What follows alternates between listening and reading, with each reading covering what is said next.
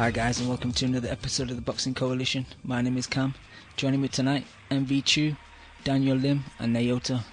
Hope you guys are well. Chu, start with you. You coined the term Lomachenko for all the people that were becoming big Lomachenko fans. What did you think of his performance on Saturday against Rocky? It was silly. Vast silly. Oh man, they needed a fish slice to lift Rocky up the canvas. Fucking just got flattened by a godlike right hook from a southpaw stance. I don't think I've ever seen something like that ever. It was really godlike. And this guy is the one. He is like Moses came back to save boxing. He is like everything that you want in a fighter. He can punch, he can move, he can do everything. He can defend, attack. It's almost as if he teleports in position, but he's not actually. He's doing it in front of you with your own eyes, looking at it. It's not an illusion. He's just so fast. He's so good, so technical. He's fighting bums, but he's taking care of those bums like the way bums should be taken care of. You know, no mercy. You say that, Chu, but some of the fights in between of like the Gary after the Gary Russell fight and before this Rocky fight, he did fight some guys where he looked like he should be stopping them or stopping them earlier, and he didn't. I know he hurt his hands, I think, in the fight in Macau, I think it was, but I've been critical. You know, I know you I have been critical, but it's funny. Chemo sent me some very hateful voice messages today, and he's basically saying a lot of us are, on the hype train. I didn't agree with a lot of what he said, but I'll play devil's advocate on his behalf too. And some of the points he was making to me, saying that Rocky Martinez was very weight drained. What's your opinion on that? Well, if he's weight drained, he's only got himself to blame because he's coming up from a division below. Recently, he came into lightweight. He's weight drained. How can you be weight drained? You just fucking moved up there not long ago. I really don't have any time for that kind of excuse when people say, I'm weight drained. That's your own fault. Fucking stop drinking fizzy juice and live a disciplined life. And fucking, if you're not, you're going to be struggling to make the weight like a month out or 2 weeks out. You know what you do? You fucking go for a run. You fucking go in the sauna, you sweat that stuff off. No, you move up.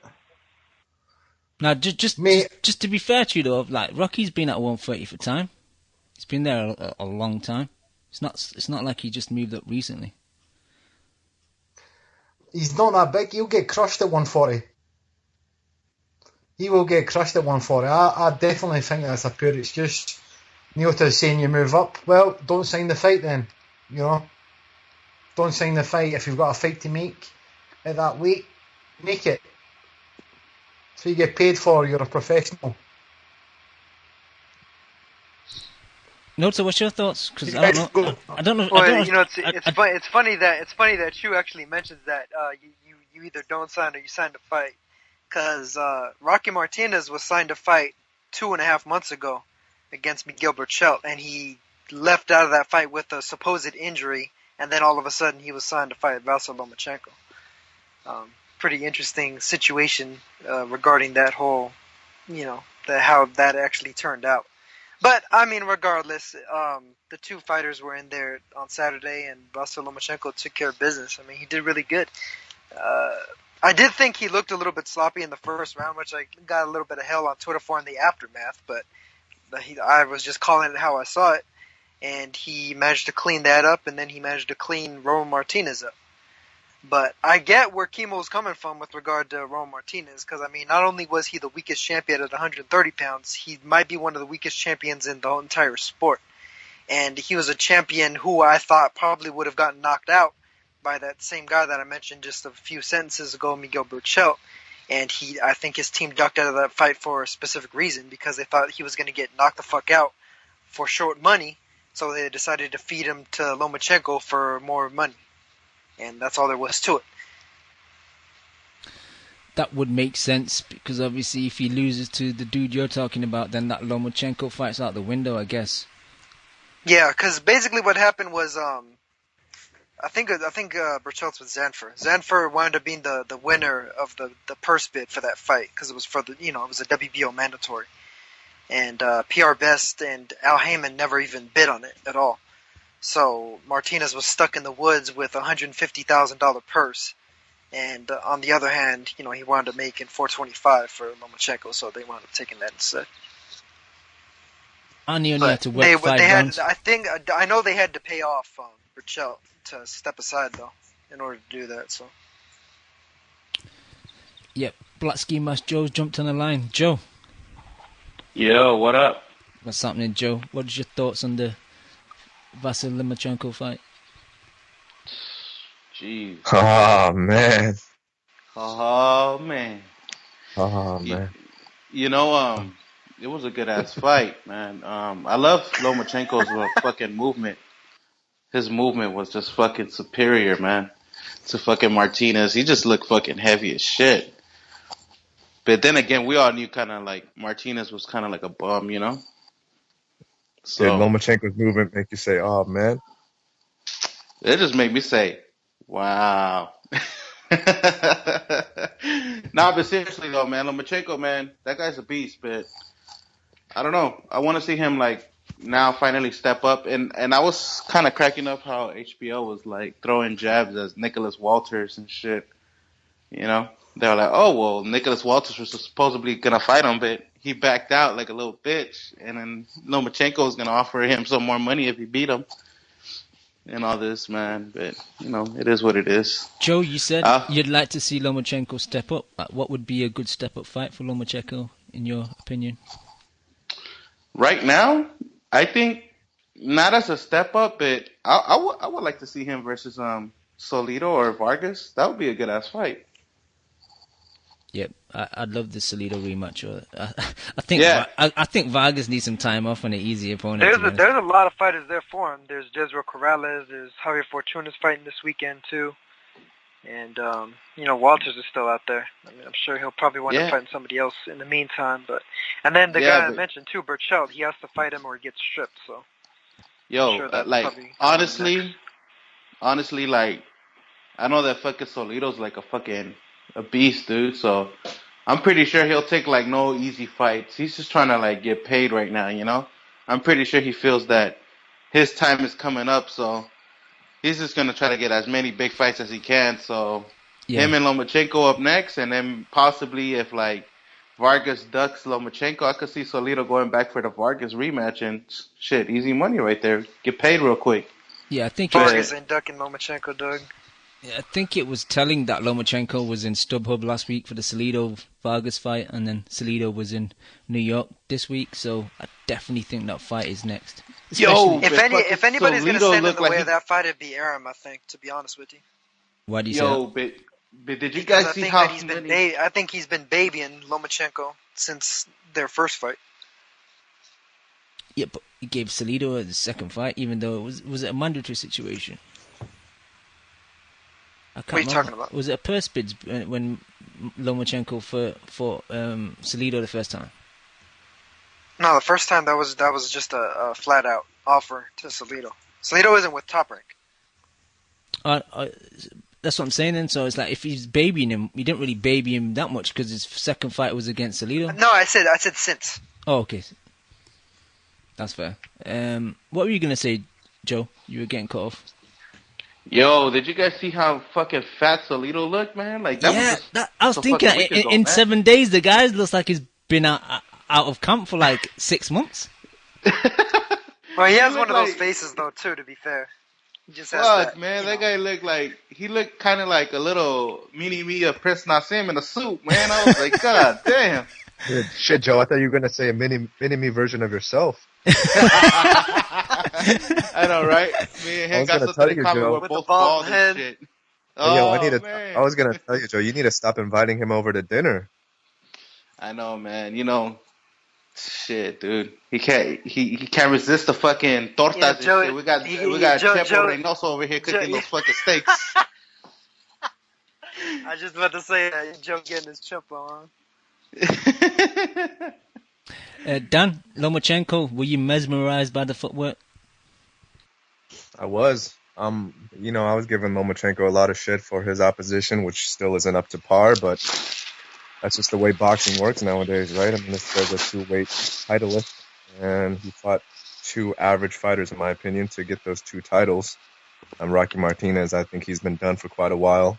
Gary Russell, I don't think Gary Russell is a proven commodity whatsoever, but still, it's two decent average level fighters, in my opinion, at those two respective weight divisions. So I give Lomachenko full props for that. And just his pivoting and his angles are, I mean, they're just so sharp, the way that he's able to maintain balance while doing a full 90-degree cut as he's retreating backwards is pretty incredible.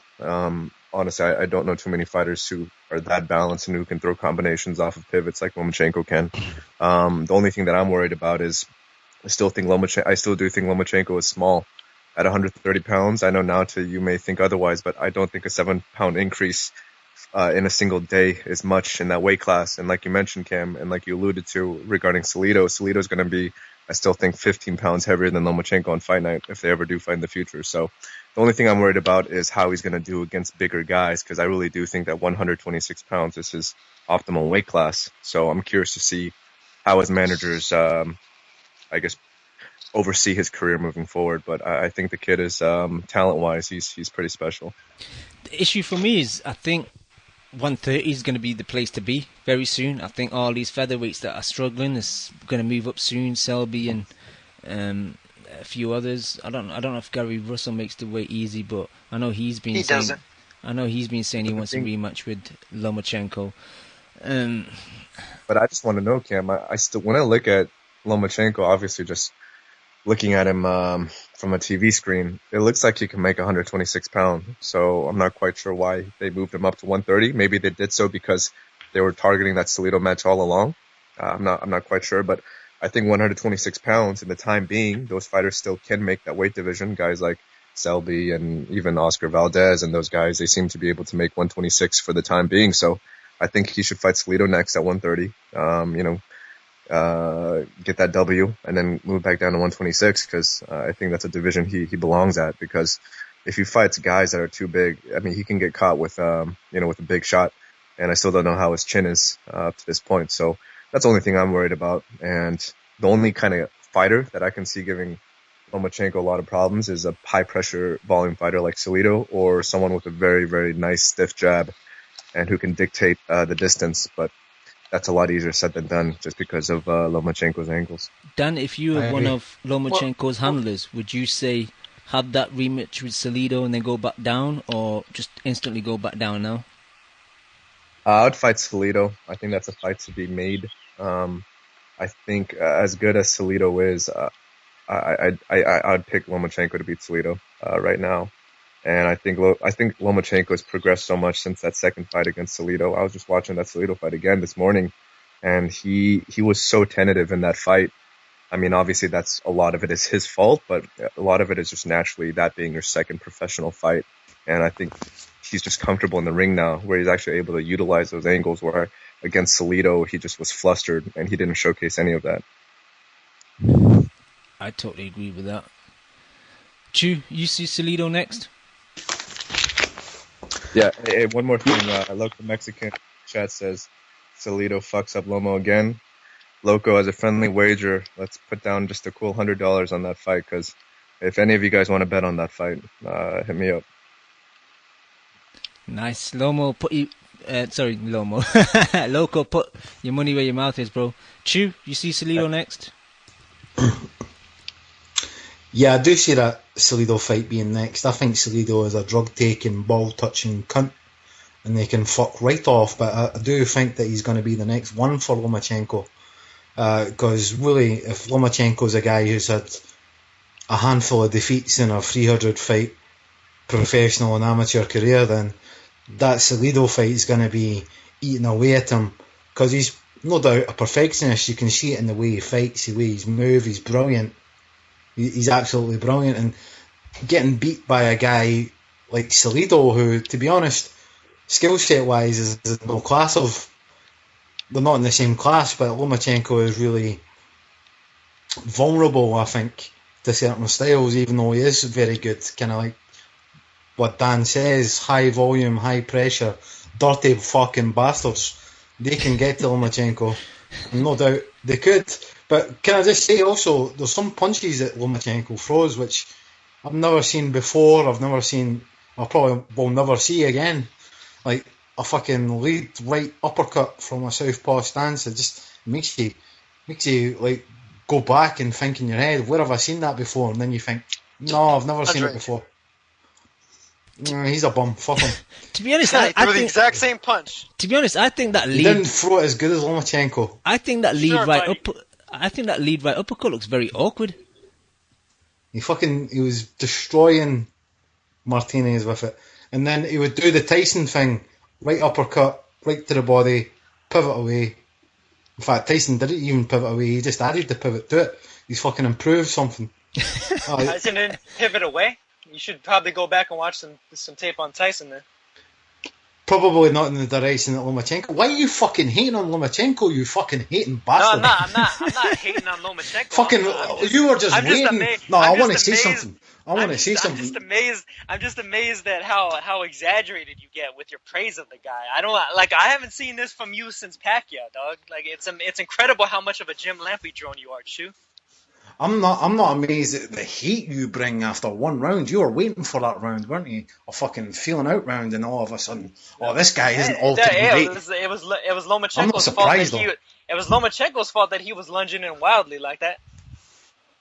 Why, can he not feel a guy out? Can he not just test the water a wee bit, try some stuff he out? can feel a guy out without looking ridiculous like he did in the first round. It's the first round, Nicky. It's the first round. What do you want him to be? Do you think he can just settle into his rhythm? The fucking guitar player. Some fighters can. No, let me talk. You fucking keep can. interrupting. You keep interrupting. Fucking wait your turn. Fucking the guitar player's not fucking have a little jam before they go on stage. A wee sound check. Every artist does that. Jesus. Not everyone. Golovkin doesn't. You're just a hater. Golovkin doesn't. You're a boxing hipster. Kovalev doesn't. Damn. The island of Lewis feeling some type of way. But as for me though, I think Lomachenko should stay at 130. I think 130 is where it's at. I think he can let all those guys that could potentially fight him in the future meet him there. He said that he wanted to line up all the champions at 130, so I'm going to hold him to his word. I want to see him fight Francisco Vargas, Salido, Burchelt, Jezreel Corrales, and Javier Fortuna. You know, the top rank dropped their suit with Heyman last I checked, so let's get those fights done, and let's see those fights made. Let's see what he's really got against true elite fighters again. You're a fucking hater. Oh, I'm a fucking hater. Please get him in there with Jezreel Corrales. I really want to see that chin get touched. That chin get How much touched money with you want to fucking put in hands it? of steel. How much money you want to put in it? I don't even know who that guy is. You're saying. Fucking, I'll He's put money on he's the guy that Lomachenko knocked out Takashi Uchiyama, the best fighter in that division, in 2 rounds. The best Two win bald in that men division fighting by over a far. comb. Best win in that division by far. Better win than Lomachenko has had or probably will have. Two no names fighting over. Two bald men fighting over a comb. Who are these guys? I don't even know. I'm not even a casual. I'm a hardcore. Don't know these guys. Fuck them. That makes you a casual then. That makes you a casual. Lomachenko all day. You can keep your Japanese fighters and take them away. Corrales is from Panama, you idiot. Same fucking thing. Yeah, the home of Roberto Duran, a better fighter than anybody that's ever come out of where Lomachenko has. The UK. Damn, man. I know we've been having crazy weather here in California lately. Maybe Nicky's been diving in the ocean, collecting all that fucking salt, man. Let Loma get this victory today, man. Come on. I was giving him plenty of props. I'm just not, I just don't. bend over for Lampley the way Yo, that some of us on here do. Nikki, can I quote you? You sent me a message over the weekend. You said Loma ain't stopping shit. He's gonna stink it out in another clinch fest because he ain't fighting bums. He can't do that silly spinning them around shit. Yeah, well, he was fighting a bum, it turned out. I was overrating Martinez's abilities. To be honest with you, I don't think any of these real upright, classic type of boxers are going to be able to beat Lomachenko. The guys that, they just kind of work off the 1-2 and they do the very basic things like Martinez does to a certain degree. Like the last few of his opponents have done. I think to beat an orthodox fighter like him, you have to kind of be an unorthodox fighter unless you're just really special.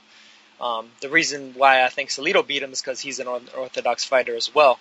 And I think that a lot of the top fighters at super featherweight and featherweight are unorthodox in a very specific fashion. There's certain guys that have techniques that are way different than, the basic upright style that somebody like Martinez brought, somebody like Kosica brought, that somebody like that other dude brought, the guy from Thailand. Can't think of his name off the top of my head. But basically like the last 3-4 opponents that he's fought. Yo, can I say something real quick? That's not to say that Lomachenko isn't a very good fighter, one of the best. He definitely is. He's proven it with in terms of his skill set against several fighters, including the Gary Russell fight, which I rate highly. I actually rate that win higher than most people because I think Gary Russell is actually a pretty damn good fighter. I think there's only a couple guys that could potentially beat him at featherweight. But the bitch won't stay still. The bitch won't stay still. That's what I'm trying to say. You've got to work. Okay. But the bitch keeps moving. The bitch keeps moving. If I could also say regarding the Gary Russell fight, even though maybe I don't rank Russell as highly as Naoto does, I still think Lomachenko's improved so much in between.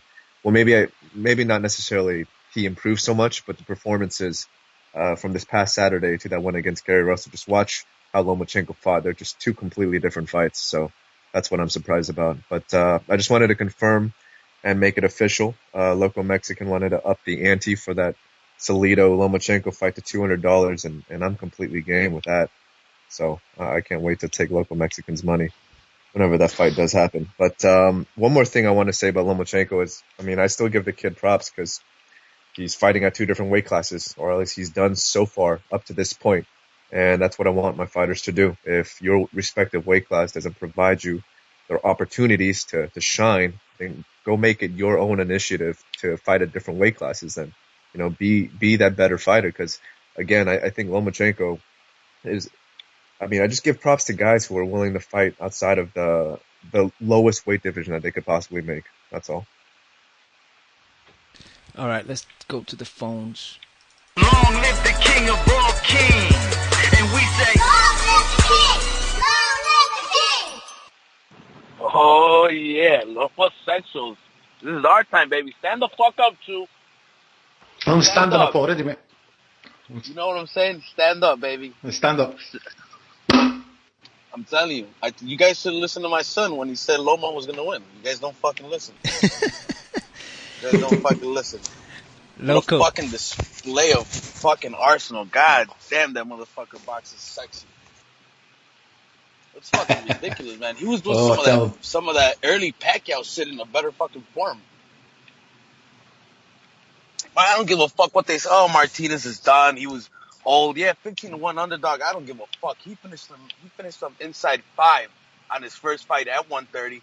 Made him look like a fucking total amateur. It was ridiculous, man.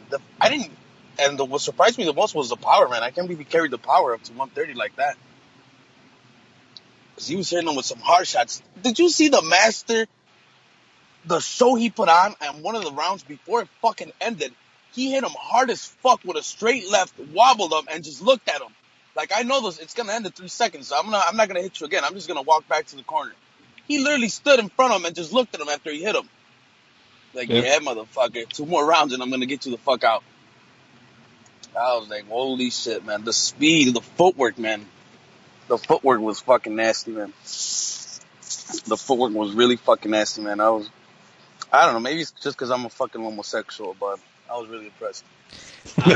I was just really impressed with the stoppage because I was watching the other card live, Ruslan versus Molina, and people are messaging me saying, "Oh, he's got the stoppage 5th round." I was like, "Rah," I didn't really expect him. Or the only way I saw a possible stoppage was late. I didn't see him stopping him so early, and when I went back and watched the fight on Sunday morning, it just looked so easy for him. Whether Rocky was weight drained or not, it's just at no point did I ever see Lomachenko in any type of trouble, any type of issues. For his first fight at 130, he's really impressive. Yeah, the way he finished him, I thought was real nice, man. That left uppercut to open him up, and then that fucking hard ass right. Yep. That shit was crazy. You know what? I jumped up when I fucking seen the knockout, but elbows to the side.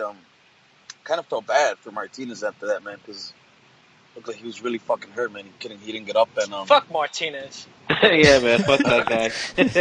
Nah, but either way, man, it's fucked up, and took a fucking hard ass. When I see Martinez on the canvas, I thought he looked like E.T. on his dying bed. You know how he's like all fucking pale and shit, man. I was like, God damn, my boy's finna die. And Lomachenko Light-skinned though. And he could do backflips. What's up? That's a fucked up picture, right? This motherfucker is almost dead and Loma's doing a backflip. Man, I thought he did really good. I didn't watch that fucking Showtime card. Fuck that. You got time for those bumps. Oh, you're whack, dog. I kind of wanted to see that. I don't even want to say his fucking name, Andrade. I'm not even gonna say Boo Boo because that's a gay ass nickname. But I kind of wanted to see it just because all that shitty talk. But I was like, nah, fuck him. Because I haven't really seen him fight, so I don't know why I figured he had like a gay ass, boring ass Cuban style, so I didn't even fucking bother to see it. But turns out everyone said it was a fucking real good fight. Fuck. Yo, King J, quickly, do you see Salido next? Yeah. I think Salido is gonna happen next. And look, I know local Mexicans just fucking trolling. He ain't putting no $200 on Salido this time around. Nah, he will. You think he will? Yeah, He better. No, he won't, man. He might as well give him the limb right now. Just hand over the cash now. PayPal it now, loco. Just in case times get harder or some shit. Exactly. I don't think that's a short thing either way. And loco, I'll take pesos too because I'm about to make a trip to Mexico. I'm okay with that. All right. Anyone got anything else to add regarding the Lomachenko fight?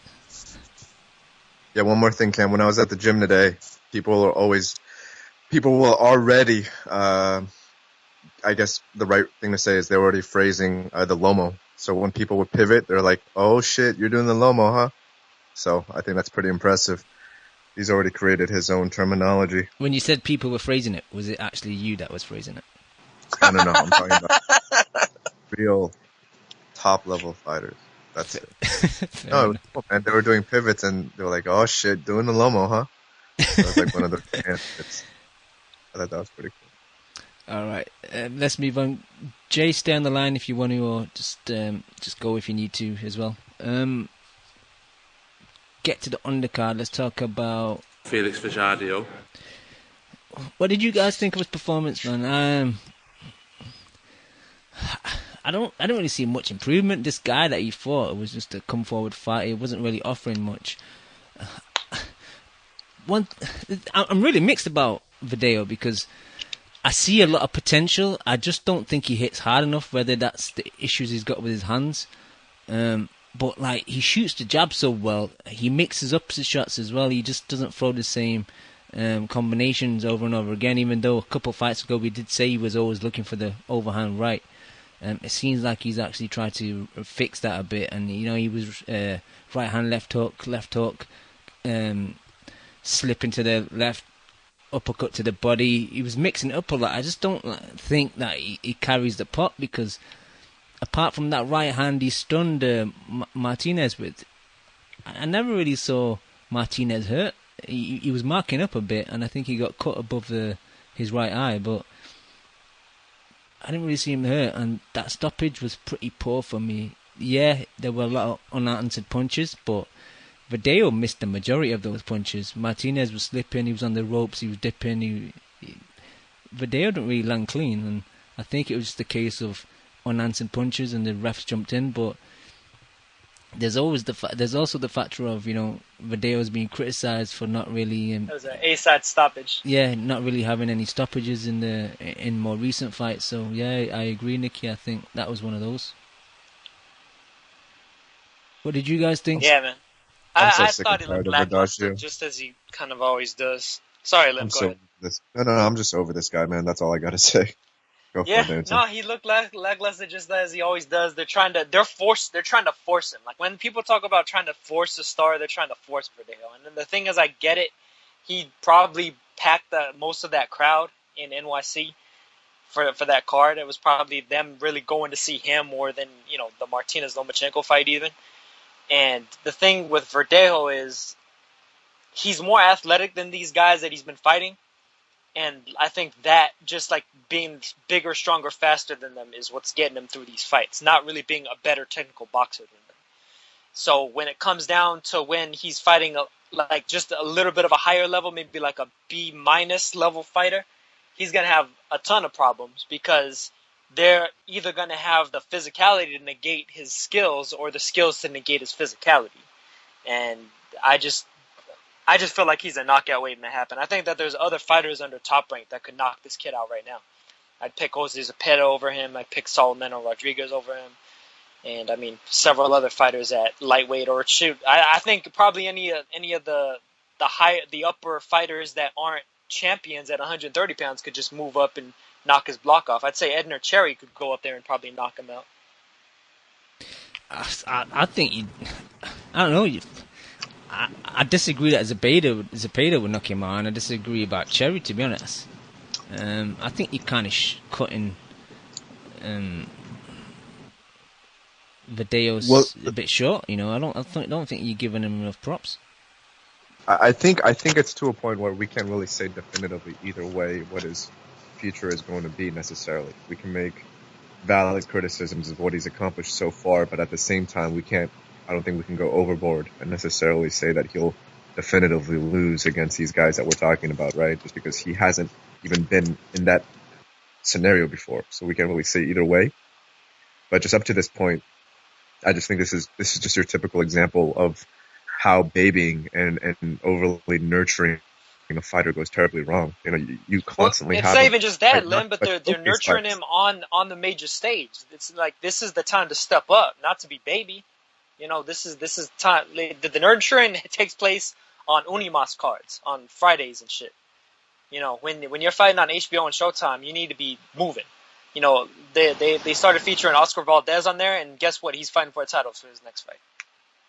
I think it just goes again to Top Rank trying to create him as the savior of Puerto Rican boxing, and he just might not be it.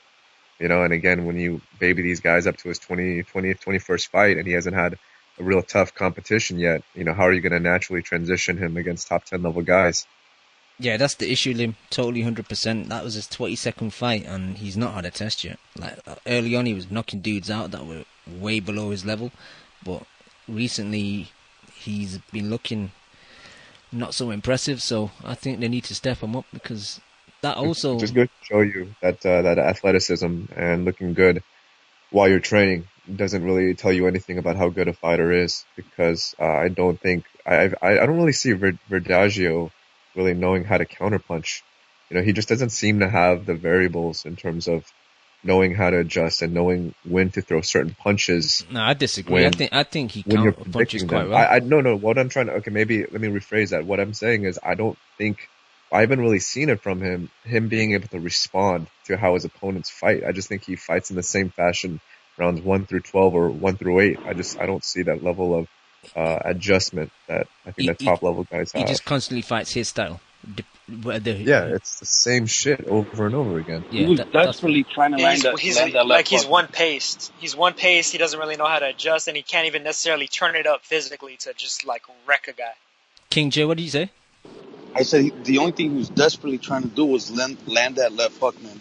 That's the weird thing, because normally he swung miserably and missed real bad a shitload of times. Normally he's always trying to land the overhand right. And yeah, I agree. On Saturday night, he was looking for the left hook a lot.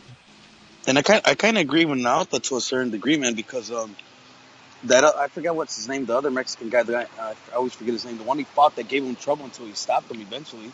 Nahara. Oh wait, Nahara, yeah. He didn't stop him. Or 12 rounds. Nahara, man, he went from Nahara to this guy. This guy was fucking ass compared to Nahara. He was nowhere near the level of Nahara. And Nahara wasn't even he was there for this guy to put him out, and he gave him trouble. So he got stopped in the first round of his next fight. There's a lot of fucking fighters that'll give him fucking shit, man. I think Cepeda beats him. You do? Yeah, I think Cepeda beats him. I don't know, man. I'm not that high on Cepeda, to be honest. I think he can easily outbox him, man. Because I tried giving Verdejo all these, like a couple chances, man. He doesn't know how to adjust for shit. That's fair. He wasn't adjusting at all. So he's not part of the pretty boy gang? Fuck no. That's harsh, man. Because he's a pretty boy, though. Come on, Jay. Let him in the club. Not until Gabe Rosado retires. That's right. Hey, come on, man. Just the very fact that you have Gabe Rosado on your pretty boy gang says a lot about you. I took him off because he said he looks like a transsexual. Come on. Tell me with a straight face. Tell me with a straight face that Gabe Rosado doesn't look like a busted up tranny. Well, I already took him out, so there's no fucking point in me to talk about. So who's on there then? If Gabe's off the list, who's the next in line to the pretty boy gang? Loma's on there right now. But yeah, Ruslan, we're working on him right now. We gotta talk to him for a couple things. We're gonna have to do a couple surgeries here and there. Gotta find some more fighters that wear shades indoors and flamboyant colors. Right. Well, Lim, we're working on your contract. We're working on your contract of that picture of you. I think John Molina should get on there for those trunks that he was wearing. Back to the Future trunks. Oh, Jesus Christ. That shit looks like he got that shit on a clearance rack. TJ, can we transition into that card now, Cam? No, we still got shit on Zhu Shiming. Oh, fuck. How'd Zhu do? Can break it down for us. It wasn't really Zhu's fault because the guy who was fighting... was literally running away. Yeah, he was basically running away. Well, having said that, he did fight Andrew Selby last year, and Andrew Selby stopped him in his second professional fight in the second round. So Zhu just can't cut the ring off for shit, and he's got no power. So I'm really impressed with the New York crowd that they didn't just start booing on that fight. I think they kind of understood that it wasn't really Zhu's fault, that the other guy just didn't want to engage and he just wanted to run. Yeah. Like seriously, I thought he was gonna turn his back at one point and like run out of the ring. That's the way that he looked, and he was like turning and running away, and then like Zoe would like finally catch up to him and then crack him with a left hook, and then he'd run the other way. It's pretty funny. Davey Boy, maybe China's military personnel was there, Cam. So they were afraid that Zhu obviously has the backing of the entire nation of China, so they don't want to create any problems. That could be true. Nah, but there was rumors they were talking about the possibility of matching him up with Juan Estrada and Oh Man. Oh man, the fucking train wreck. If that happens, good night. Like R.I.P. R.I.P. Zoe. Yeah. He was at the Olympics, though. Shiming, my least entertaining fighter I've ever seen. Have you seen him train at the Wildcat? Yes. And he makes that fucking annoying... No, hitting... Hata.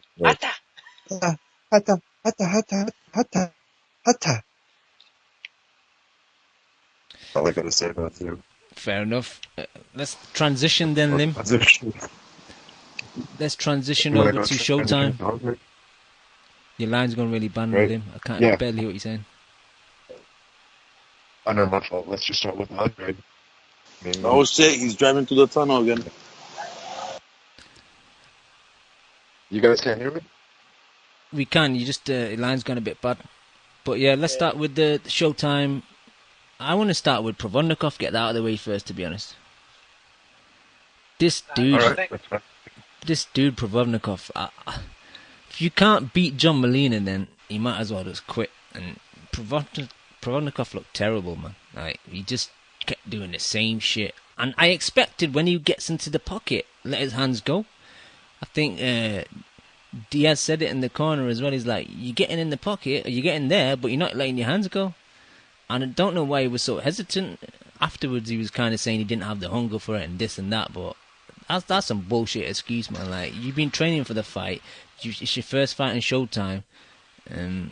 Fucking pathetic performance for me. But He didn't have the hunger because those body shots made him queasy. But props to Molina, though, because like, I shit on Molina a lot, and I don't really rate him that highly, but he had a game plan, he stuck to it. He's got the worst 1-2 in boxing history. Like, the way he throws a 1-2 is the most awful technique I've ever seen, but it worked, man. It beat a guy that I used to call a beast, so props to Molina. Provodnikov, terrible. I think he should retire. Your thoughts, guys? Yeah, I feel terrible for Ruslan, just because I've been such a big fan of his, and I feel bad because we're just shitting on him so much, but so much of it is deserved. I mean, like you mentioned, Cam, it is a pathetic excuse to say that maybe you don't have the hunger no more, but at the same time, I still think that's valid. I think that's what it is. I think when you've gone through so many wars like he has, and you're constantly pissing blood after every single fight that you're in, I just think it takes a lot out of you. And I don't think there's any amount of training, no matter how hard he may train, if he had the best training camp in his life, that completely changes when you're in a real fight. And I just think there's too much of a mental hurdle for him to overcome at this point, just because he's taken so much punishment over the years, and all he does is block punches with his face and his body. And I just wanted to hang him up, man, because Ruslan's a good dude, and he's made good money. He's made a decent impression on the sport. Just go back to Siberia and just live a comfy life, man, because you're done. If you're getting outboxed by John fucking Molina, Jesus Christ, you need to just hang him up. Anyone else? Yeah, well, I thought Molina went in there with a really good game plan. I thought he was landing the right hand to the body and to the head really well. And honestly, I thought that kind of put some pressure on Provodnikov, and for the first time ever, you really saw Ruslan backing up, going backwards, and then eventually trying to box. Funny enough, and this is kind of strange because in the 11th round, when he started kind of sticking and moving a little bit, he actually had one of his better, probably the best round of the entire fight. Yeah, he looked good. He threw a triple jab at one point. Yeah. Yeah, I mean, that was, I forgot who said it. They were talking about, some video they had seen with him dancing. I think it was Mark from, the TMT twins or whatever. He was talking about, some video he had seen of Ruslan Provodnikov and some other dude, dancing to some music or whatever, and, saying that he actually looked like he had really good rhythm and everything. He could probably fight in a different style if he chose to. And so, yeah, it's almost like he showed a little bit of that in that round. But, it was too little too late after all the things that he had been doing hadn't worked for him. And Molina was just busting him up. Not even just with the jab. That jab was landing like a piston against Provodnikov's face. And then the right hand to the left side of his body and the right hand to, the top side, just above his ear. I think just really wore on Provodnikov. And it had it so that the thing is, Ruslan, you never really see him get hurt. But the thing is, with Molina, and I've said this before, and I said it with the Matisse fight, is Molina hits extremely hard. The guy if there's nothing else that he does that well, which he kind of doesn't, is he can punch. And he has a huge right hand. And I think that right hand, it changes the way that fighters even need to be able to approach him. And I think that with Ruslan, he's so one-dimensional for the most part, in the way he fights, that when what he was doing wasn't working, it's just he didn't know what else to do, and it almost looked like a replay of Canelo Angulo, where it's he was just almost trying not to get hurt as he was trying to kind of pump himself up slowly, but it just didn't work. And I don't know, the thing is, as good as he looked in that 11th round, if he could bring more of that out, he could probably outbox or defeat some other top level opponents. And I mean, Molina, for his worth, with his new trainer, he's definitely shown a lot of new things. So, I mean, it's entirely possible that both of these guys could improve off of what we saw from both of them on Saturday. But, I mean, that's just speculative on my part. With Provodnikov, who knows if he really wants to keep putting it on the line like that? Because when every fight happens to be a war like that, and you probably are sore for a week after that fight, I mean, it probably wears on you after a while. And Yeah, you who won't want knows to if be in that Ruslan- position again. Yeah, it's like, who knows if Ruslan was even thinking of that in the fight, thinking like, oh man, if I get hit with that right hand again, it's gonna hurt. I better, be a little bit more careful. Who knows if those kind of split-second thoughts may have been running through his head as he was taking the punishment. So. Yep. Ski Mask Joe, you got any thoughts? Fuck that fight put me to sleep. Fuck that shit. Fair enough. King J, any thoughts? Oh, you didn't see this guy, did you?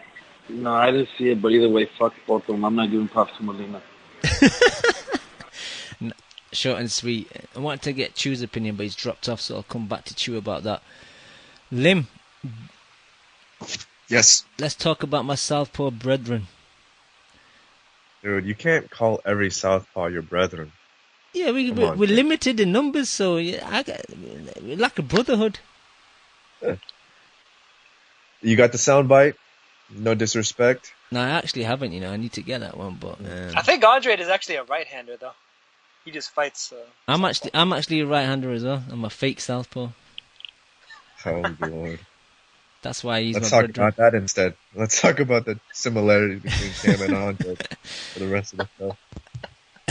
Can you throw that left uppercut like Andre can? No. He throws it a lot sweeter than me. Lim, Yep. honest thoughts on Andre's performance? I thought he was excellent, man. What was your thoughts?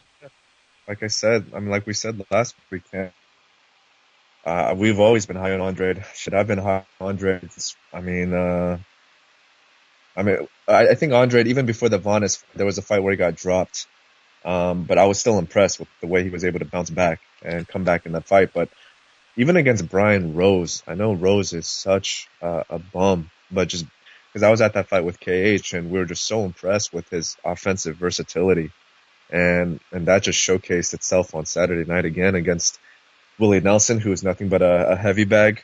I mean, I know we were getting some shit from Lukey, saying that we were demeaning the quality of Nelson, but Nelson's just a glorified heavy bag, man. He must be training from that gym where Scott Quigg trains at, right?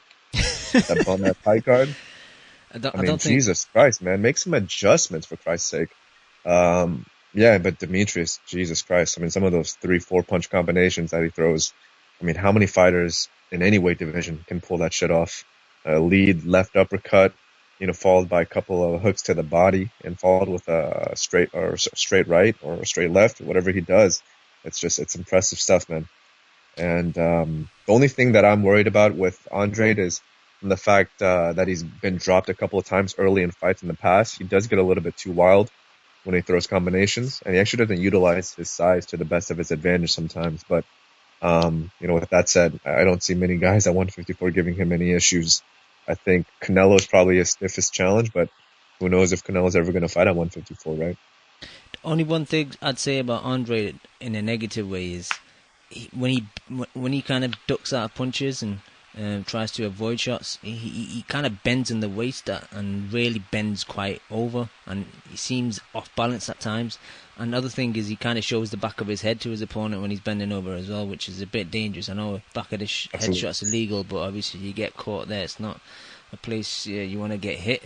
But apart from that, legal or not, if you get hit and wobbled there, it's you still got to fight.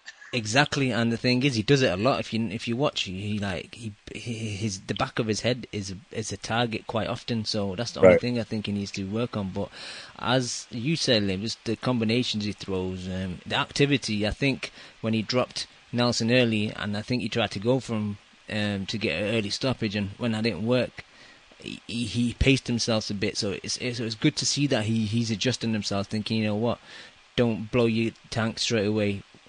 Adjust a bit, slow down, pace it out, and I think majority of people thought that was going to go to a decision, a very easy decision. But when he dropped him again late, another thing I was really impressed with is a lot of guys just jump on someone, just like we talked about Video earlier. Just jump, throw loads of punches, and sometimes leave themselves open, but he didn't do that. He was very calculated. He knew that he had a lot of time in the round, and he just paced himself and just looked for the punches to stop him. And you don't really see that much, so I was impressed. I just want to see him in good fights, big fights. Whether he's, I think is he with Star Promotions? I Yeah. think he re-signed with him after those issues he had. Whether they can get him the big fights, we'll have to wait and see. And But one more thing, Cam. It's so funny because Andrade, he doesn't utilize his feet at all, for being how tall he is and how rangy he is. He really doesn't utilize his footwork. So that's why I'm so interested in watching that Canelo fight, just because I think it's going to be a clash of styles that are kind of similar. And that obviously Andrade has much more offensive versatility and he has faster hands, whereas Canelo, I think, has the edge in power. So that's a great fight. And even against Lara, I think Andrade versus Lara is a 50-50 fight. And I think people are forgetting how much of an issue that Lara can present to guys like Andrade who are pretty, I hate to say flat-footed, but that he almost chooses to fight flat-footed. Andrade does. So I want to see how that presents itself. just before we move on to someone else, Lim, the fight with Canelo, who would you favour? Do you favour your ginger boy? Geez, it's like a 51-49 fight for me. If Canelo can make 154 somewhat healthy, where he's not completely drained, I could, I could see the fight either playing out with Andrade winning a decision obviously by volume, but I don't see Andrade knocking Canelo out. I actually think Canelo has a pretty good chin, and even though Willie Nelson obviously got stopped, I think Andrade, a lot of it, he doesn't really put as much on his punches as some people might think. But at the same time, I don't know, who knows, man. Maybe Canelo drops Andrade a couple times and knocks him out. But I really don't know. At this point, I really can't call that fight. Chu, are you back? Lewis, are you back? Yeah, we're back. Yeah, what's up? Your line's really bad. Your line's really bad, Chu. I'm gonna hang up on you and call you on your phone. Alright, man. All right. While I'm doing that, Naota, your thoughts on Boo Boo? Man, I just thought he looked really good. I thought that Willie Nelson would be a tougher fight for him, but he went in there and just dominated him. Just showed good combination ability, dropped him a couple of times. And he actually didn't have the lulls that I expected him to. Because I know Andrade there's sometimes where it's almost like he gets a little bit lazy in there. And he'll wind up getting caught with shots that he wouldn't otherwise if he wasn't, kind of almost lackadaisical in certain spots. But he wasn't letting Nelson really land too much on him. Nelson hit him with one shot here or there as Andrade was trying to finish him off. But overall, Andrade just pretty much beat him down, and then eventually knocked him out. And I kind of disagree with Lim in terms of like him being flat-footed. I mean, I guess like what he was trying to say though was like he chooses to fight that way. And the thing is, I think he's more mobile. I think he has I think he has some of the front foot game and the back foot game, both. So with Lara, he'd be pressuring. With Canelo, he'd probably be better off moving a little bit. But honestly, I think he could potentially beat both of them, and I think he would beat Lara. With Canelo, it's a little bit tougher. I think Alvarez would be a little bit of a more difficult opponent just by virtue of the fact that Andrade, because he likes to be offensively minded, he's going to go in there and he'll put it on the line. So I think that gives at least Alvarez a good chance to land some counter shots on him, possibly hurt him. But otherwise, I consider him the top fighter at the division. I think he's the best light middleweight there is. That's why I actually kind of lean towards Canelo very, very slightly in that fight, just because I think Canelo will do well against any come-forward fighter not named Gennady Golovkin. Yeah, I can see that. And whereas Lara, I still don't know. I mean, have we seen Andrade fight a fighter who fights obviously completely on his back foot? I don't know. Andrade could very well win that fight too. Again, just by volume, right? The thing is, exactly. Yeah, I think he'd be throwing combinations. Lara would be throwing one shot at a time, and then it'd be, I think at best, at its closest point, it would probably be a 7-5 fight for Andrade, where Lara would talk about how he got robbed again. I could see that. I could definitely see that. 75th time. Yep, that's just Lara's style, man. He's just content with shitting the bed every single time, at least for the fans. So Just quickly as yeah, well, but Andrade, when he got caught, remember when he got caught with that uppercut? I think he yeah. was quite hurt because he held on to Nelson like he was his mama. It was a clean shot. It was a clean It was shot. about as clean as it gets. Yeah, that's the thing, and I don't think people can really take clean shots from a guy that punches that hard and and stand upright. So I think That's why if he there was gets good instincts and. if he gets hit clean off Canelo though, that's the question. I think he's gonna get. Well, I'd say, right? if anything, possibly similar power. I mean, you can't necessarily gauge them head to head, but I would say at the very least, like it's probably around similar power. So I doubt he would get flattened the way that Khan did, but I think there's a possibility that they could potentially buzz each other a little bit. But I think it's a great fight. I think that's the fight to be made at Canelo weight. Yeah, fuck it. Let's have it at 155, man. I think Andrade would do that as well. I think you do the catch weight. It's only £1. It's not a massive amount. And I mean, it's not like Andrade is a small guy either. Exactly. I was gonna say I don't know how Andrade makes that weight class, man. I don't know how Willie Nelson makes that weight class. He look like a giant in there. I was just gonna say, Kim, like the top 5 to top 10 guys at 154 might be bigger than the top 10 guys at 160. I'm serious, because you got guys like Nelson, you got the Charlo brothers. I don't know how the hell they make 154. And then you got obviously Willie Nelson and Andrade. Andrade's huge. I mean, all these guys are taller than the top guys at 160. So pretty close. Lewis, Chewy there.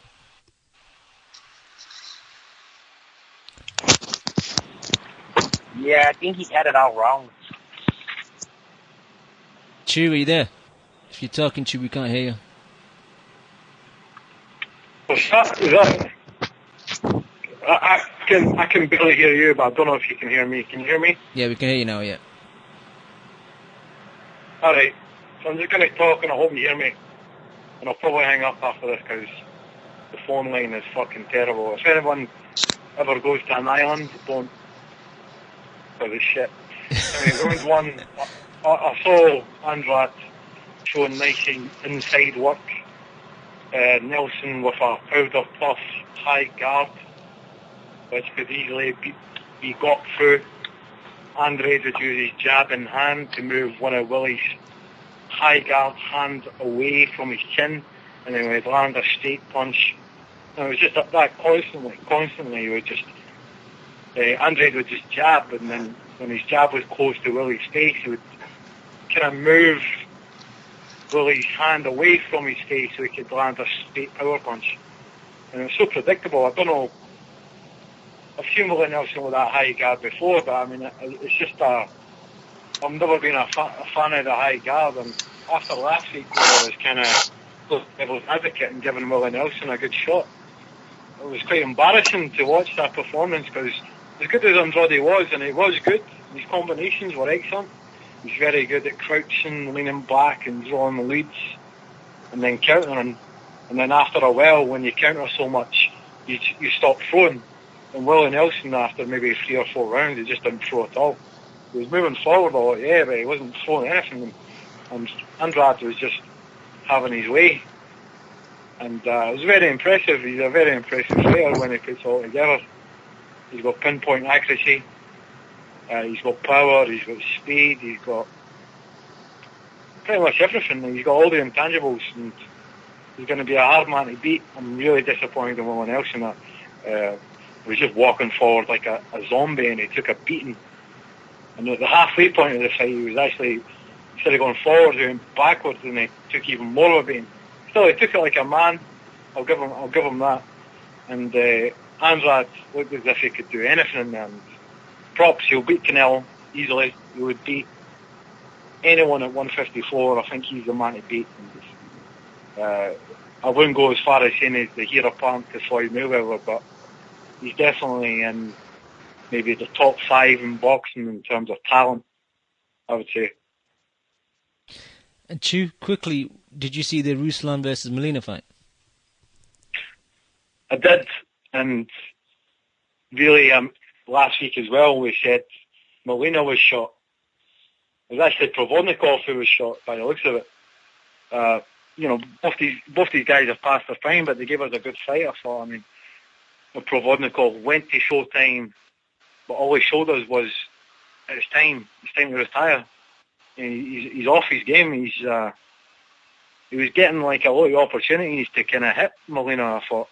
I mean, people were saying like Molina was using his jab, he was using his range a lot more than he was, but even then, I still seen the opportunities for Provodnikov to pull the trigger, and he didn't, and then he took a beating to the body that kind of slowed him right down, and after like round 7, I just thought, oh, he's gassed. Molina was a 14-1 underdog, and he fucking out-jabbed Provodnikov. And then every now and again he would engage with him just to kind of tell him that, you know what, man, I could fight you this way as well. I could fight you toe-to-toe and I could still beat you. And he was hurting Ruslan. And although I did definitely think that Ruslan hurt him a couple of times as well, I don't know, you could just tell from the very beginning that there was one guy who wanted him more, and it was Molina. And it's a shame, you know, it's like Provodnikov's style, it's like it requires a kind of mental intensity that is very difficult to sustain. You know, look at Ruslan's face after every single fight, it's a mess. He's just got one of these faces that takes punishment, cuts, bruises, swollen eyes. But yeah, he's a face-forward fighter still, and you must get into a kind of certain mindset, you know, punching walls and all that shit, to kind of get into that kind of intensity, and I think you could just burn yourself out that way. You know, you need to have a killer's mind. He's got a victim's skin. He's got very suspect footwork. When saying that, so's Molina's. I don't see really kind of any future for either one of those guys. It's a good one for Molina, don't get me wrong, but you know, I think Provodnikov should retire, and Molina at 140, I think anyone beats him. Any champion, because Molina's talking about getting a shot at the title belt. I think Ricky Burns would beat him. I think Terence Crawford would beat him. I think Postal would beat him. So he's a good opponent, but he's not quite a world champion in my opinion. I agree. And Chu, anything else you want to talk about before you go? Really, Groves and Martin Murray. I saw the, what do you call it, the face-off. Yep. Gloves are off.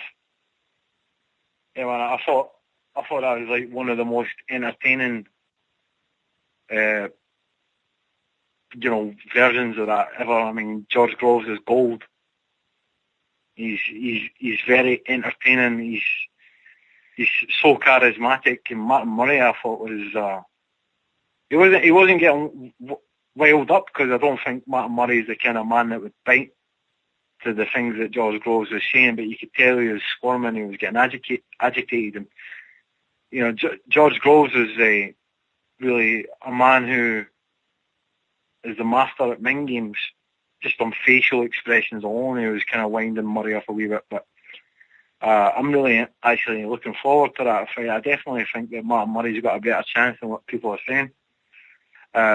I think guys like Badou Jack, I see Martin Murray as kind of like a slightly poorer version of Badou Jack, you know, not as much power maybe, but I don't think Badou Jack has got that much power, but I do think Badou Jack is very technical and very sturdy, and I do think that George Groves has problems with guys like that. Guys like Rabrasi, you know, I think Murray's on a similar kind of level to that, and I think Murray's going to really take him into a dogfight, because I don't think Groves can knock him out. You know, if Murray can go 11 rounds with Golovkin, I think he can go 12 with George. And I hope George Groves really gets his game face on, because he's going to need it. But yeah, man, that's me, man. Nice one, Chu. Just to guys, take it easy, Chu. Thanks for that. Just to add on to Chu's point, I saw that Gloves It Off as well. It was okay. It wasn't one of the greatest episodes, but compared to some of the Joshua ones we've had recently, and the Eubank versus Spike, and they were terrible. So this one wasn't too bad. Again, like Chu said, I think it's more because of Groves. I think he was showing Murray a lot of respect, but then he was like digging him here and there. I like Murray. I've said it before. He's limited, and he doesn't seem to be the sharpest tool in the box. So I think that's why Groves was having his way with him a bit in that episode. The part regarding selling all the tickets in Wembley, I thought that was quite entertaining. For anyone that's not seen it, Davey Boy Essex has it on his channel on YouTube, so go check it out. It's only about 25 minutes. There was a Fury Klitschko Box Nation style face-off, which was very poor, man. Like, Fury was at his two personalities, Tyler Durden self, really. You don't know who's he going to be the next time you see him. That was a reference to Fight Club as well, for people that didn't recognize it. But yeah, I think that's up on Box Nation's web, YouTube, or it's definitely on YouTube somewhere. I saw it. I wasn't impressed. I think Fury just, I don't know if he's kind of doing reverse psychology, because the way he's talking recently is like, well, I don't care if I lose. If I lose, I'll just retire. I'll do this. The belts don't matter. This doesn't matter. Da da da. It's very weird. I do think he is very good at mind games, and I do think he is part of that. He's just trying to play mind games with Vlad. In the first fight, I do think Vlad was injured, to be honest. And he's the type of guy not to make excuses. He just said, yep, I was rubbish on the night, but I think he had some type of hand injury. That's why he didn't really throw the right hand. But we'll see in Manchester in a couple of weeks if Vlad throws the right hand a bit more, and if it's more of an entertaining fight, because the first fight was awful for me. No action at all. But Lim, Naota, did you see this face-off between Fury and Klitschko, and did you see the one between Groves and Murray? I didn't see either of them, unfortunately. Lim, I doubt it, to be honest. You're too busy going to the gym 3 times a week. So 3 times a day. Hey, just to mention, though, you kind of overstepped Zlaticanin, man. What, Zlatikanin? Yeah. Well, I was going to come back to him because obviously I wanted Chu to give his 2 pence before he had to go. I got you. Lim, are you still there?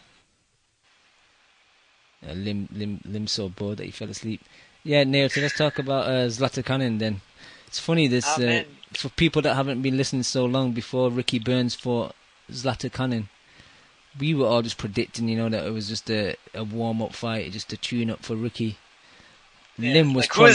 Who's this bum from Montenegro? Exactly, like Lim was trolling his, saying, nah, this guy, Zlatikanin, who he nicknamed the Latin Cannon, was going to beat Ricky Burns. Even though Lim says that he knew that and he predicted it rightly, he wasn't just trolling, but we all know he was trolling. But I'm really high on Zlatikanin, Naota.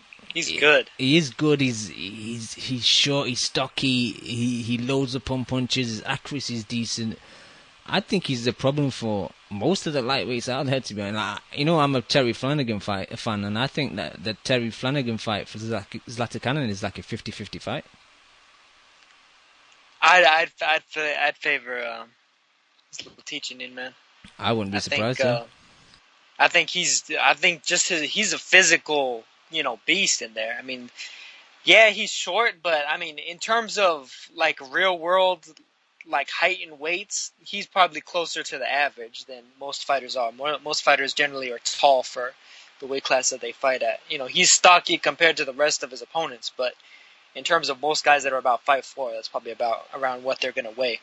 But the thing is, like, I think by virtue of that basically means that he's at a healthy weight for his height, in terms of the fact that he's able to just make it, and make it without too much of an issue. He doesn't necessarily have to go out of his way to make weight, and thus he's able to perform at a level where he's at his full strength, full bore. The weight that he fights at is the weight that he trains at, and he's just going in there and just hitting you with full-on energy, almost the way that you would, get hyped up to go out on the night of the town or whatever, go to the club, whatever, with your boys or your girl, just goes out there, just full force. The first round, beat the hell out of this guy, Mamani, Jose's cousin from Bolivia. And to be fair, though, he sent him deep into Bolivian, man. To be fair, he was only like 2 weeks' notice. He was a late replacement. Yeah, no, he was. But still, I mean, the just the way that he completely annihilated this guy, like he basically didn't give him any chance to get any hope of winning the fight. He basically stunned him within the first 10 seconds, didn't he? Exactly. The very first shot he hurt him with, he hit him with, he hurt him with.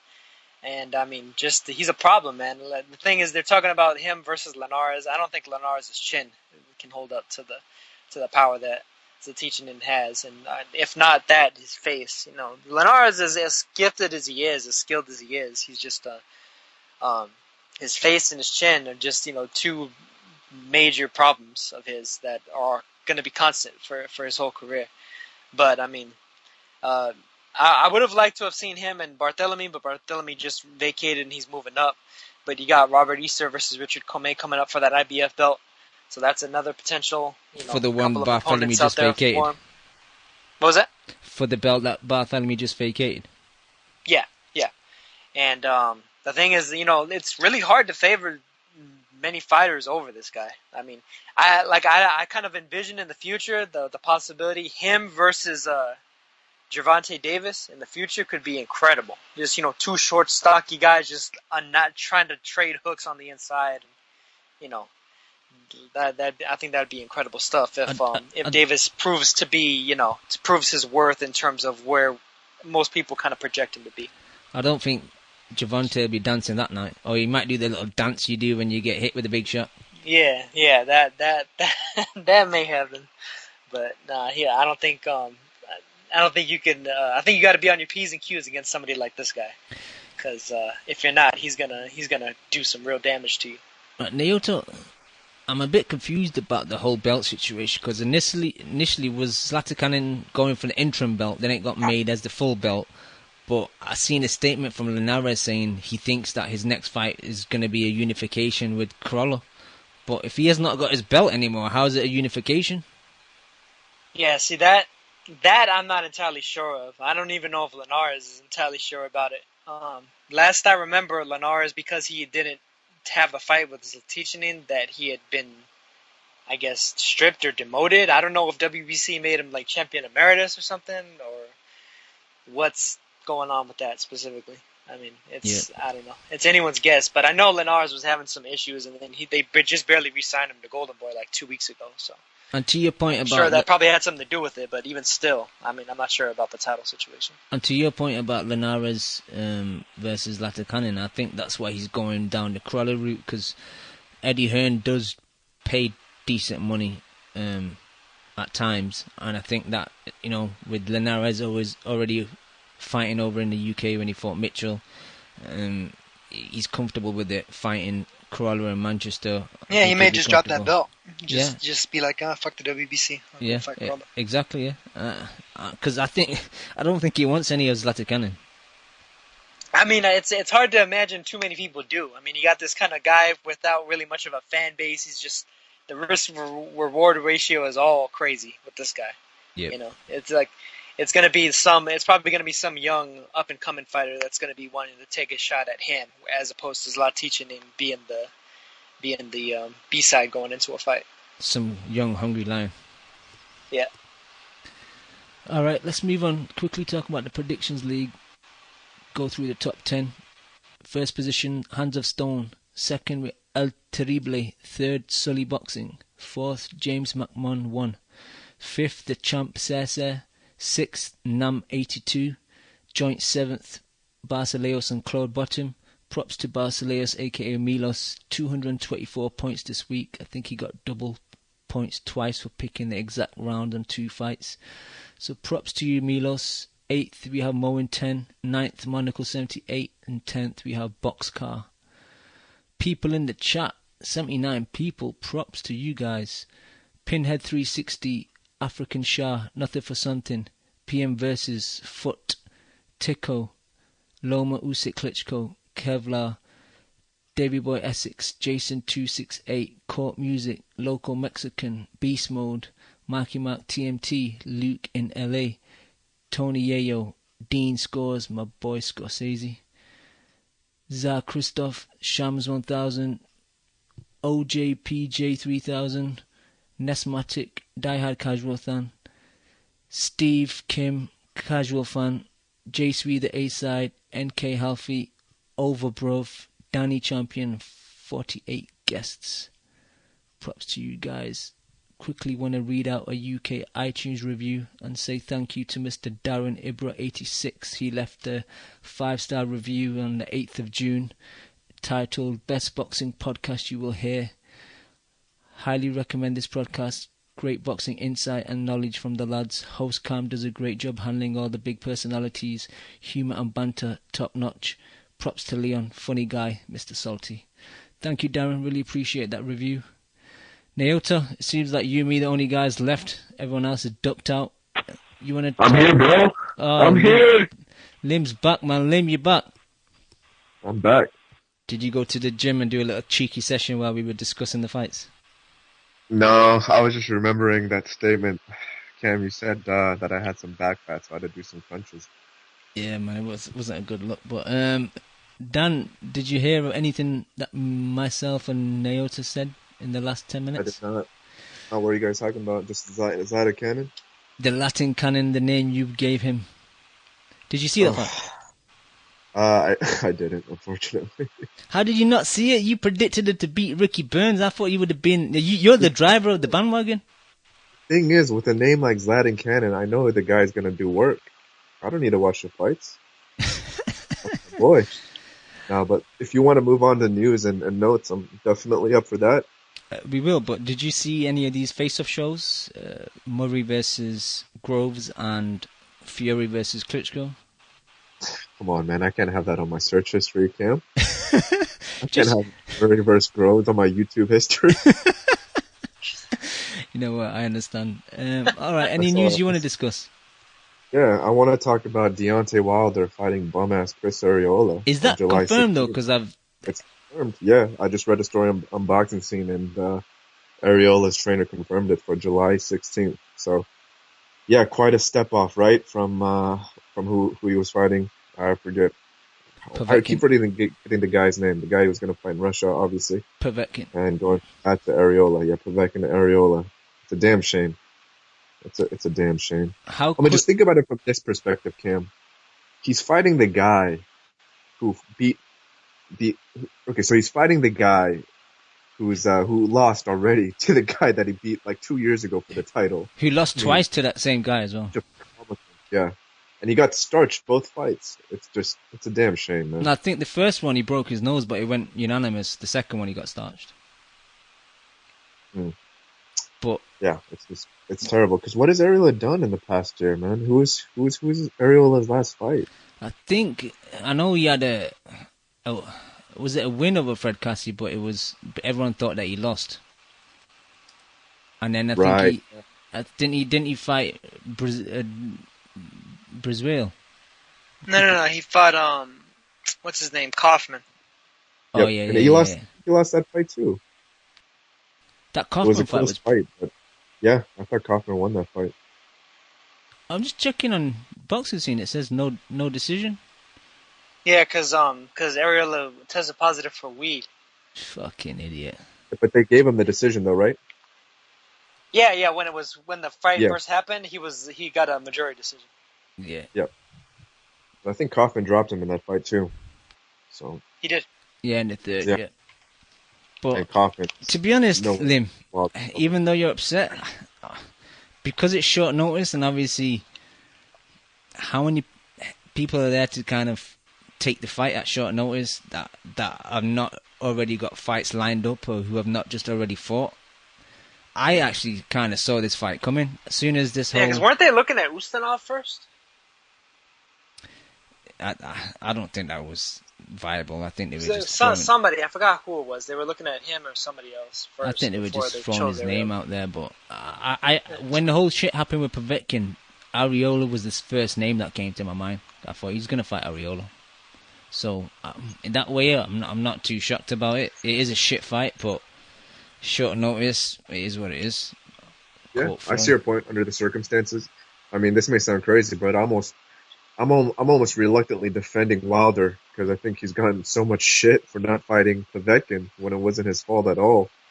You know, it's just these blind haters who want to shit on a guy for not wanting to take a fight that's probably not completely, valid and worthy with considering Povetkin's, drug test failures. But I don't know, man. It's disappointing because we were all waiting so much for the Povetkin fight because that was going to be his first real test, obviously. And just to go from that to Wilder, from that to Areola, even though it's on such short notice, I'm just so like deflated, man. Because I really wanted to see Wilder step up, and I really thought that he could have beaten Povetkin, and now he's just fighting another guy that does absolutely nothing for him. What's your thoughts on Areola being Wilder's next opponent, Naoto? I mean, I'm pretty blasé on it. You know, like I don't necessarily mind it, like you said, Cam, because short notice and everything, and we had a really great fight that kind of got shuttered with Povetkin, and it's unfortunate that it kind of comes to this. And it's kind of unfortunate they couldn't find necessarily a higher level opponent, a better opponent. But I pretty much know what this is. This is basically Deontay Wilder. This is the heavyweight version of Floyd Mayweather versus Andre Berto. This is an Al Heyman long-time, signee getting a nice fat paycheck to go out on, which is what Areola is getting, because he was one of the first guys, that was signed with him. So. Yep. All right. Actually, I think it's entirely possible Areola may give him an okay fight for a few rounds, because if anybody's going to be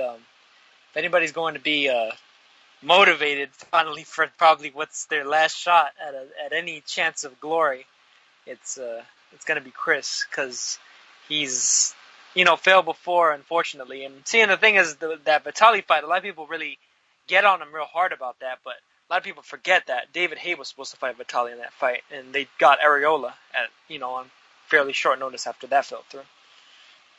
I say we have a bet on what round Areola's nose gets busted. I'm going early. I'm going second round. I was going to say that too. I guess I got to say the first round then. Yep. Come on, Nate, get a pick in before the other guys do. I think it probably gets busted when he gets knocked out, which would probably, I'd say, would be maybe in the fourth. Third? Or maybe while Ariel is doing the ring walk, his nose hit something on the way out. The fight is called off. That dude from the Victor Ortiz fight throws the pizza box at him. That shit is the ninth wonder of the world, Cam. That thing is the biggest thing I've ever seen in person. I shouldn't really be talking as well, because I've got a big nose, but thank God it's not as big as Areola's. Lim, any other news you want to talk about? Just depressing stuff. I mean, I'm just perusing through boxing scene right now, and they're saying that Jacobs versus Mora 2 is likely for July 30th at Barclays. So it's just that's gets me a grudge depressed, match, man. baby. So that's the man that Golovkin's been ducking. That's the Sergio undercard of Mora. Leo versus Frampton.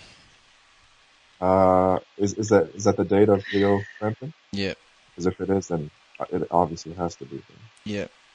I don't know. This past weekend, I thought the boxing was quite decent, so I'm going to try and be positive and think, well, looking at the schedule, there's going to be some cards starting to add to it, because the schedule at the moment is running a bit thin just because of summer and loads of other sporting events. But I'll be positive. Hopefully some big cards will start happening. Quickly, Leon was talking to me today regarding Josh Warrington. I know there's an announcement that Warrington's fighting in Leeds again, but they've not announced the opponent. I think it's on the 30th of July or near the end of July. I'm just going to quickly Google it now. But my biggest issue is I'm a fan of Warrington, and when this whole conversation was happening with Selby about ducking him, the real truth wasn't really coming out.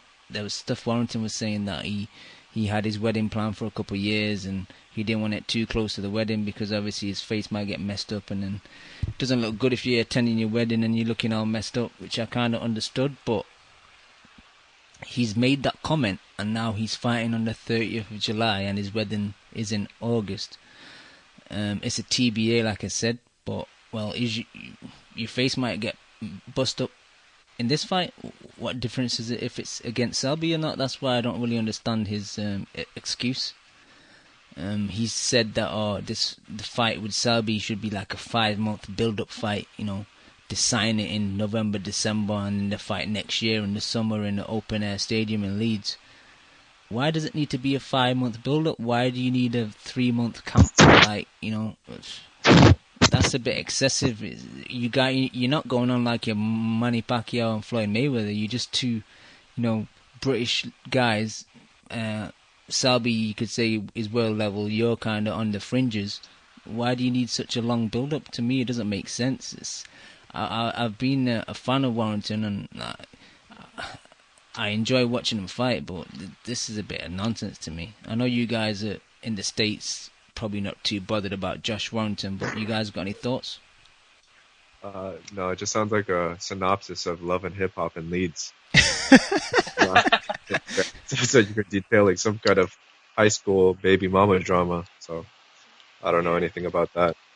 I mean, as far as I'm concerned, have him fight, top level fighters, man. And the thing is, I know Selby's his time is probably limited at 126, to be honest, and just in the grand scheme of things. I mean, he's a big son of a bitch to be making that weight. Warrington, not quite as much. So, I mean, there's plenty of guys out there for either of them to be fighting. So, I mean, if they don't necessarily fight each other, then I'm not terribly bothered by it, because there's plenty of other guys out there for the glory to be had against or versus them.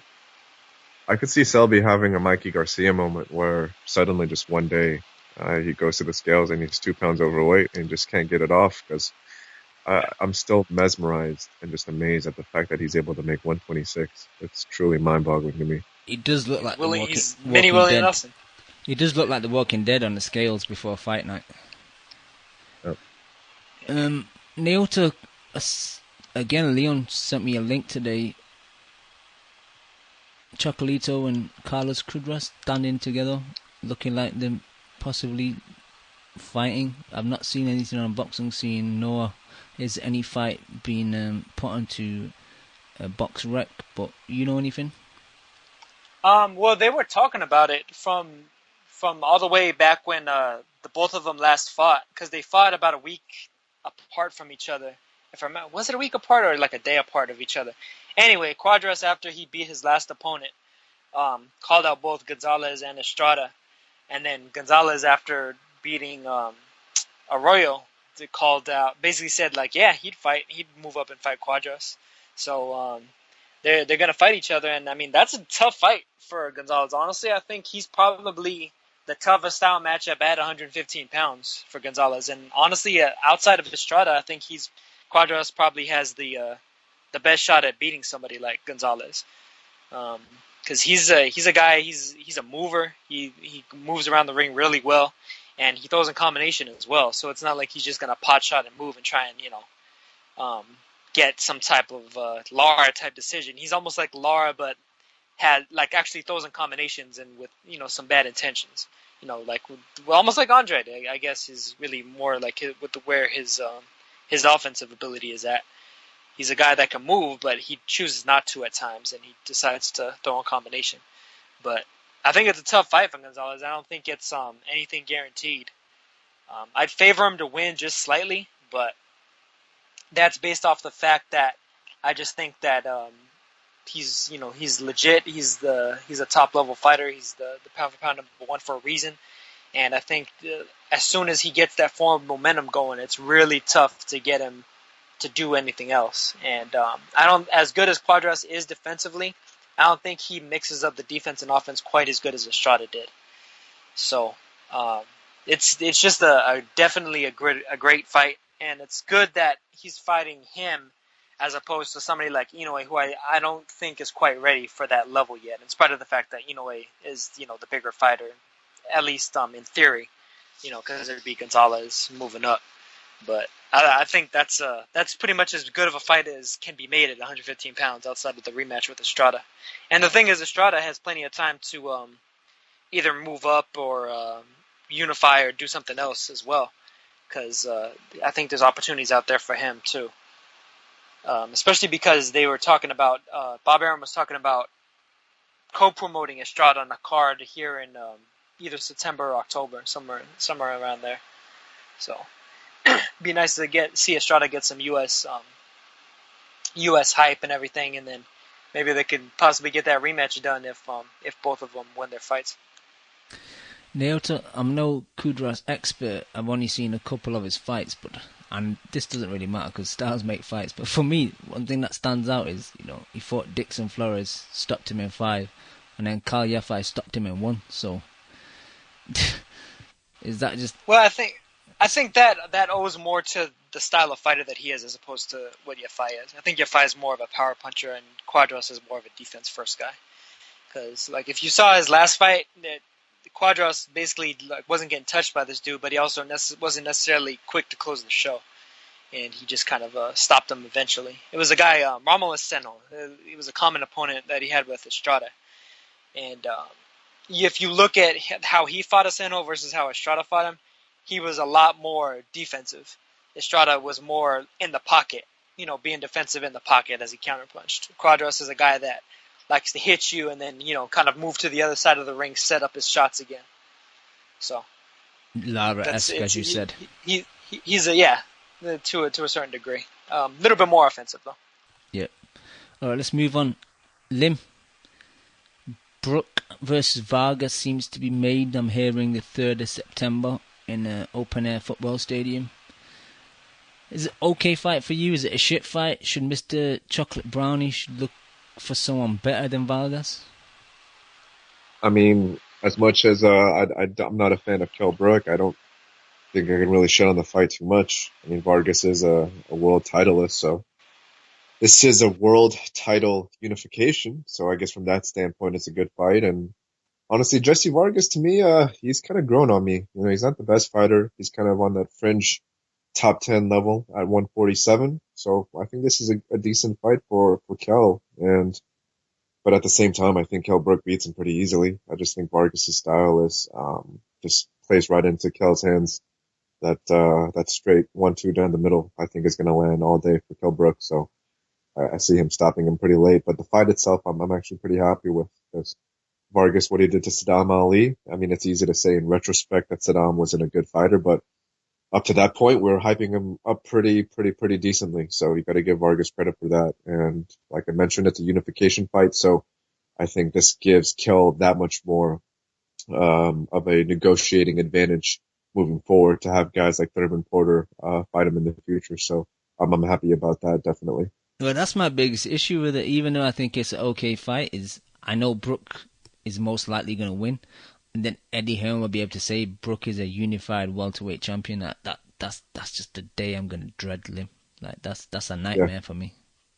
Well, that's a good point too, because honestly, that can play into their hands, whether for good or for bad. So say he gets unified, maybe that gives him an extra excuse to keep continuing to fight bums, or perhaps it gives him more momentum to try to further unify that belt. Who knows? But I'm just glad that he's not fighting some of the bums that he's fought previously, because that just I think one concern with that though is, in theory, then he could drop the other belt and not have to fight Errol Spence, who is looming as his potential mandatory for the one that he has right now. And for me, at the same time, sorry, go on. Just one more thing, Ken. If I could just say that, however, if he does that, if he pulls off that kind of ploy to fight the winner of Porter versus Thurman, then I'm completely fine with that. But from judging from past history, who knows if they're willing to step up to the plate after this fight. You guys know I'm a Brook hater, so if he beats Vargas, which I predict, I could see him having one easy defense and then saying he can't make the weight anymore, drop both belts and go to 54. I don't think he wants any of Thurman, to be honest, or Spence. I don't really think he wants to put a rematch either. But who does he fight at 154, Ken? Because I think 154 is a dead man zone in terms of fights that can really sell. There's no name for that weight class. 54, the thing is, Lim, the way Hearn sells Brook in the UK is, he's so well at just promoting fights and this guy's a former champion or a former title. It's like, he'd fucking be able to sell an Ishe Smith fight versus Kell Brook and have bums in seats. Don't give him any ideas, Ken. As much as I hate You're about Hearn, like K9, huh? K9's got a fight possibly if he wants it.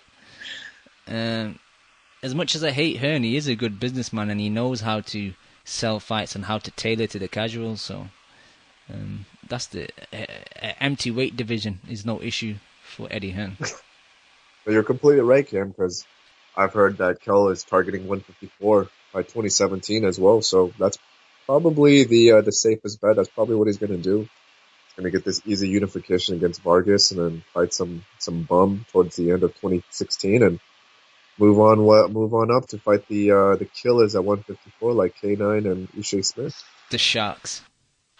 Exactly, the young hungry lions that they are. Lions only. All day. All right, Lim, Naota, anything else you guys want to discuss?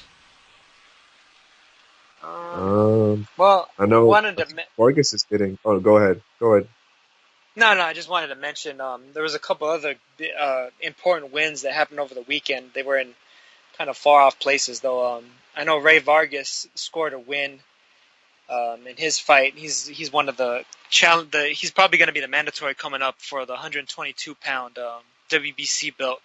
And then Moises Flores scored a win, a unanimous decision over in Namibia, of all places. He was fighting a Namibian fighter. I can't think of the guy's name off the top of my head. But Flores is basically the mandatory now for Guillermo Rigondeaux, who apparently is fighting James Dickens again, that I saw. So it'll be interesting to see how that all shakes out. That, and then also I wanted to mention... Hector Camacho, Hilario Zapata, and Lupe Pintor all got into the International Boxing Hall of Fame yesterday, and I just wanted to, give some props to those three. Three legends, and three all-time great fighters that definitely deserve to be in that hall. They mentioned Harold Letterman on HBO getting into the Hall of Fame, but I mean, regardless of the calls and stuff that he's made, doesn't compare to the likes of what those three fighters did, especially Pintor and Zapata. Zapata is one of the all-time great light flyweight champions, probably the best fighter out of Panama outside of Duran, and then Lupe Pintor, one of the all-time great Mexican fighters. The fight that Moses Fuentes fought, I did have that in the prediction league. It was against Namibian Mbunda, his name was. But, Paulus Mbunda, that's right. Yeah. Lim, what did you want to say? I forgot. Was it about Vargas's pay? Oh yeah, I think Vargas is getting $1.7 million to fly over to get his ass whooped. So pretty decent payday for him. So I think that's why the negotiation was taking a bit of time, because from the interviews I saw, Vargas was holding out for a bit more money because he's saying, "Well, I'm traveling over there, so I want to be compensated for it," which I think's fair. These British these British referees and British judges, man. Yeah, but he doesn't have to worry about that because he's not going to make it. Gonna get Ian John Lewis in there? Ian John Lewis. Ian John Lewis is horrible. Quickly, there's a card in the UK. I don't know if you guys saw the Enzo Macronelli fight against was it Ukrainian? I can't remember. He got starched out in the first round and he retired. Yeah, he got annihilated, man. he thought he was gonna beat Tony Bellew, and he got Tony Bellew. He got destroyed, man. Yeah, he was a Ukrainian. He fought Dmytro Kucher. He threw a lazy right uppercut. It didn't bring his hand back up, and then Kucher threw a nice left hook, stunned him with it. And then followed up with just a classic right, left hook. Left, right, left hook, and just laid him out, starched him out. He's trying to get up. He was all wobbly. I think Gary Lockett was ready to throw in the towel, but he didn't need to because the ref stopped it, which I thought it was a good decision because he didn't look right to me. And it's a shame because he took it on short notice. It was supposed to be over Mackenzie fighting this dude, and Ovo pulled out injured. Macronelli came in, I think, with 2 weeks' notice. And now his career's over, but he's always been like that. The fights that you think he should win, he always gets starched out. So it's time for that Roy Jones Jr. rematch, man. Enzo versus Roy 2. Yeah, maybe. But just on the undercard, there was a crazy fight, man. Me and Leon were having a good laugh about it. It was a guy Frank Warren recently signed. It was his fourth professional fight, Charlie Duffield, fighting a guy called Vladimir Idriani from, I think he was from Bulgaria, Slovakia, and it was like the worst fight you could ever see, but it was just so entertaining. Duffield had no defense. He was blocking punches with his face. He got shook up at one point, and it was actually Idriani's mouthpiece came out, I think, just because he was throwing so many punches, it just popped out. Ian John Lewis stopped the fight, time out. He was spent about 15 seconds looking for a mouthpiece, even though it was right next to his feet. He was looking around like a blind Mr. Magoo. Idriani had to come back to him and like show him where the mouthpiece was because he just couldn't see it. Then they got it washed off, and Duffy just got lucky that he didn't just get starched out in that round. His face got messed up, and then it got stopped in the sixth. It was just a low level fight, but very entertaining. That's about it, to be honest. One more thing, actually, Naota reminded me when he mentioned about Harold Lederman getting inducted in the Hall of Fame. He's been inducted before, though, right, Naota? Well, there's the International Boxing Hall of Fame, and then there's the what's the other one? There's two Hall of Fames. There's two Boxing Hall of Fames. So I think he was in the other one before. Well, on the international feed that we had for the HBO card, we had Christina Poncho, we had Juan Laporte, and we had a next dude who was replacing Colonel Bob because he was also attending the Hall of Fame. Yeah. I think Colonel Bob. Did he just get in, or did he get in last year? He's been in before. I think I think he's been in a few times. But no, you only get in once. Okay. So you think he's been in the other one, now he's in this one? I'm pretty sure that's what it is. Okay, but the point I wanted to make was these three on the weekend. If you guys heard this international feed, you guys think that Lampley and Roy Jones and Kellerman are bad. When you hear the international feed, like they were just dick riding Vidaggio, they were dick riding Lomachenko, but it was just so blatant. It's like they don't even like play devil's advocate at any point. They just like, oh, Verdejo, he landed that great uppercut, but you fucking missed it. But why? You know, it's like he clearly missed the uppercut, and you're saying he landed it. Okay, angle of where you're sat and stuff. You've not seen the clean, but they were fucking terrible, man. Awful. Yeah, I'm sure that was real bad, especially because Juan Laporte, I've never seen him do commentary before, but except for the other day, because I saw him on the Top Rank TV portion, and I didn't think he was that good on there either. I thought he was just kind of following the lead. He was of the other guys, but the main commentator, what was his name again? I don't know who the main guy was this time, but he was awful, Naoto. Yeah, if it was the same guy that was on the Top Rank TV portion, I completely get what you're saying, because he was terrible throughout the entire undercard as well. Yeah, you're right. It was the same team that did the Top Rank TV. They just went over. And I mean, Poncho, she's like an interview girl. Like she's not supposed to be doing commentary. You know. No. So well, that main commentator just. When you can't see Christina Poncho and you can only listen to her, that's a problem. just by that logic. I'm team Jessica Rosales anyway, so I don't even like Poncho. I'm with you. Hey, regardless, I wouldn't want to listen to either of them talk for more than 5 minutes. So I guess that's the crux of my statement. I'm going to send you that international feed fight so you can enjoy it to its fullest done.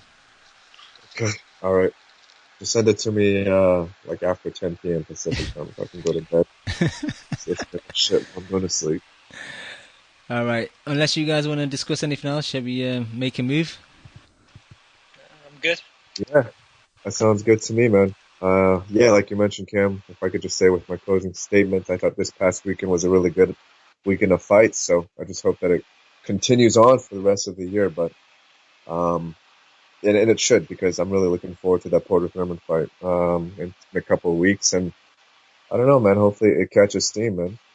Are you looking forward to the Boxing Voice event as well? Yeah, of course I am. I always do.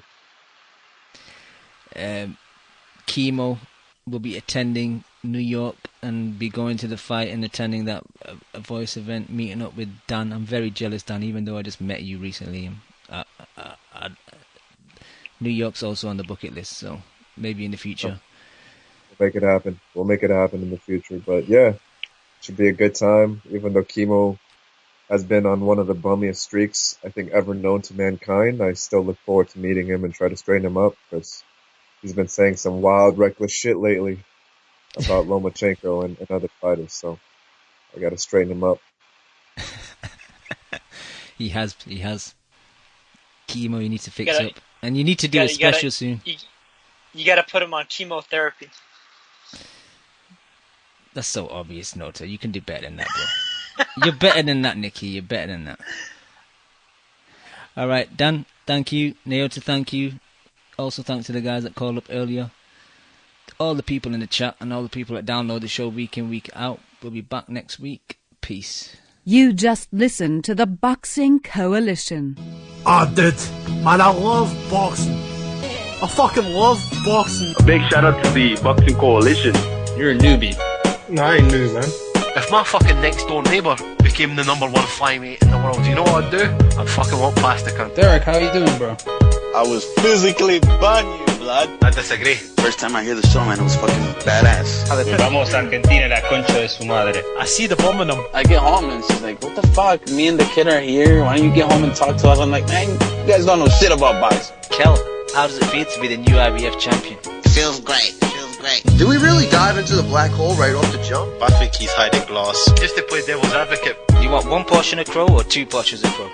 Give me 2 portions with a supersized fries and a large drink, please. I can't stand him, what? I'm Scottish.